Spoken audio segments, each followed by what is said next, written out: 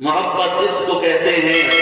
محبت اس کو کہتے ہیں چبھے کانٹا جو کابل میں تو ہندوستان کا ہر پیرو جوان بے تاب ہو جائے۔ محبت اس کو کہتے ہیں چبھے کانٹا جو غزہ میں تو پاکستان کا ہر پیرو جوان بے تاب ہو جائے۔ بات یہ ہے کہ اگر دوسرے مسلمان بھائی کو تکلیف پہنچے تو ہمیں یہاں بیٹھ کے تکلیف ہونی چاہیے، کیونکہ ہم اس میں واحد کی مانند ہیں۔ نبی علیہ السلام نے ساتھ فرمایا کہ مسلمان ایک قسم کی مانند ہیں۔ اگر ہمیں تکلیف نہیں ہوتی تو سمجھ لیں کہ ہمارے اندر فرق آ چکا ہے، ہمارے اندر مسلمانی باقی نہیں رہی، ہم نام کے مسلمان ہیں، ہمارے اندر سے ختم ہو چکے ہیں۔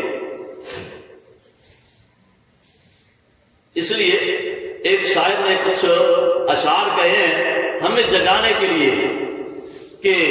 ہم سو چکے ہیں، ہمیں ضرورت ہے اس بات کی کہ ہم اپنے اندر کو بیدار کریں اور اس چیز کی ہم تیاری میں رہیں اور تیاری کرتے رہیں اور اللہ سے دعا کرتے رہیں کہ اے اللہ جب بھی مجھے جان کٹوانے کا موقع آئے گا میں پیچھے نہیں ہٹوں گا، تیری دین کی سربلندی کے لیے میں ضرور کوشش کروں گا۔ فرماتے ہیں خدا کے نام پر یہ زندگی اپنی فدا کر دو،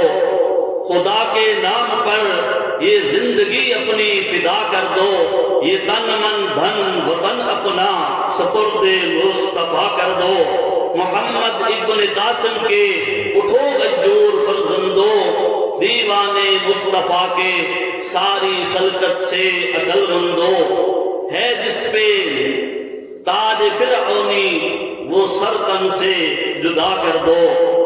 تمہیں بیت المقدس کی فضائیں یاد کرتی ہیں، تمہیں کشمیر کی مظلوم مائیں یاد کرتی ہیں، بچاؤ ان کی عزت کو، ختم جور و جفا کر دو، خدا کے